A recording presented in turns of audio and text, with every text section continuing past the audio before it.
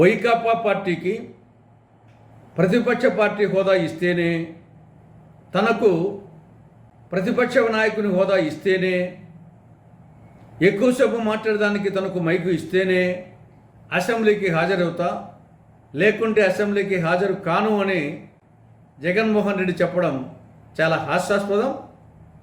ఈ వాదనలో ఏమాత్రం పసలేదు. ఇది చిన్నపిల్లగాడి చేష్టగా ఉంది. అసెంబ్లీ నియమ నిబంధనల ప్రకారంగా, కన్వెన్షన్స్ ప్రకారంగా మొత్తం శాసనసభ్యుల సంఖ్యలో ఒక పార్టీకి 10% ఎమ్మెల్యేలు సీటు గెలిస్తే ఆ పార్టీకి ప్రతిపక్ష పార్టీ హోదా ఇవ్వడం జరుగుతుంది. ఆ పార్టీ ఫ్లోర్ లీడర్కు ప్రతిపక్ష నాయకుని హోదా ఇవ్వడం జరుగుతుంది. ఇది నియమం, ఇది కన్వెన్షన్. ఆ ప్రకారంగా గతంలో అనేక సంఘటనలు ఉన్నాయి. 1994లో ఉమ్మడి ఆంధ్రప్రదేశ్లో మొత్తం శాసనసభ్యుల సంఖ్య 294. అందులో 10% అంటే 29 రావాలి. కానీ 1994 ఎన్నికల్లో కాంగ్రెస్ పార్టీకి 26 ఎమ్మెల్యేలు మాత్రమే గెలిచారు, 3 తక్కువ. అందుకోసం కాంగ్రెస్ పార్టీకి ప్రతిపక్ష పార్టీ హోదా ఇవ్వలేదు. Congress party floor leader P Janardhan రెడ్డికి ప్రతిపక్ష నాయకుని హోదా ఇవ్వలేదు. ఆయన కాంగ్రెస్ లెజిస్లేచర్ పార్టీ లీడర్గానే అసెంబ్లీకి హాజరయ్యాడు. కాంగ్రెస్ ఎమ్మెల్యేలు హాజరయ్యారు. బ్రహ్మాండంగా ప్రజా సంస్థల మీద చర్చించారు.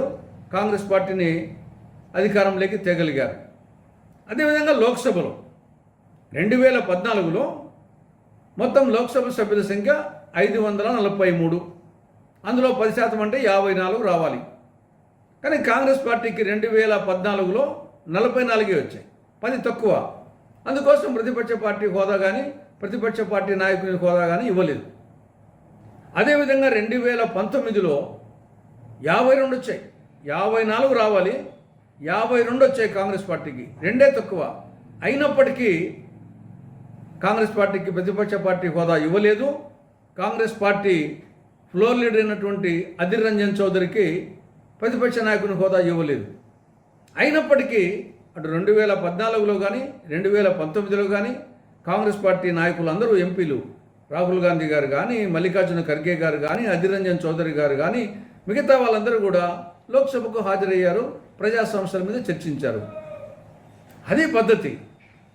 ప్రస్తుతం వైకాపా పార్టీకి 11 మంది ఎమ్మెల్యేలు మాత్రమే ఉన్నారు. మొత్తం శాసనసభ్యుల సంఖ్య ఆంధ్రప్రదేశ్లో ఉండేది 175. కాబట్టి అందులో 10% అంటే 18 రావాలి. 18 రాలేదు, 11 వచ్చాయి, 7 తక్కువ ఉన్నాయి. అందువలన వైకాపాకు ప్రతిపక్ష పార్టీ హోదా ఇవ్వలేదు. జగన్మోహన్ రెడ్డికి ప్రతిపక్ష నాయకుని హోదా ఇవ్వలేదు. ఇది అన్నీ తెలిసి కూడా జగన్మోహన్ రెడ్డి ఆ విధంగా నాకు ప్రతిపక్ష నాయకుని హోదా ఇస్తేనే, మా పార్టీకి ఆ హోదా ఇస్తేనే, నాకు ఎక్కువసేపు మాట్లాడడానికి మైక్ ఇస్తేనే అని చెప్పడం అనేది ఇది మూర్ఖత్వం. ఇక రెండో విషయం, పులివెందుల అసెంబ్లీ నియోజకవర్గపు ఓటర్గా నేను జగన్మోహన్ రెడ్డిని డిమాండ్ చేస్తున్నాను. నీ ముందున్న 2 మార్గాలు, ఆ గట్టునుంటావా నాగన్న, ఈ గట్టునుంటావా నాగన్న. అసెంబ్లీకి పోతావా, రాజీనామా చేస్తావా? ఈ రెండే ఏదో తెలుసుకోవాలి. ఎందుకంటే నియోజకవర్గము అనేక సమస్యలతో సతమతమవుతాం. చీనీ రైతులు, అరటి రైతులు, ఉల్లి రైతులు, టమాటా రైతులు గిట్టుబాటు ధర లేక, అడిగేవాడు లేక, కొనేవాడు లేక లబోదిబ్బోమని గోడు పోసుకుంటూ ఉన్నారు. అదేవిధంగా అనేక సమస్యలు. వేంపల్లి మేజర్ గ్రామ పంచాయతీ కుక్కల బెడద. వాకిళ్ళు తీసి బయటికి రావాలంటే ప్రజలు భయపడుతున్నారు కుక్కలెటుకు. అండర్గ్రౌండ్ డ్రైనేజీ అర్ధాంతరంగా ఆగిపోయింది. రోడ్ల విస్తరణ అర్ధాంతరంగా ఆగిపోయింది. వేంపల్లి ఒక మురికి కూపంగా తయారైంది. పారిశుద్ధ్య సిబ్బంది సమ్మెలో ఉన్నారు. పారిశుద్ధ్యం పడకేసింది. మురికి కాలువల్లో మురికి నీరు ప్రవహించడం లేదు. అంతా చెత్తా చెదారము, ప్లాస్టిక్ వస్తువులతో నిండిపోయినాయి. రోడ్ల మీద మురికి నీరు ప్రవహిస్తూ ఉంది. చెత్త కుప్ప అయిపోయింది. రోడ్లన్నీ మురికి కుప్పంగా తయారైంది. పందులు, కుక్కలు, ఆవులు, దోమలు, ప్రజలు సహజీవనం చేస్తున్నారు.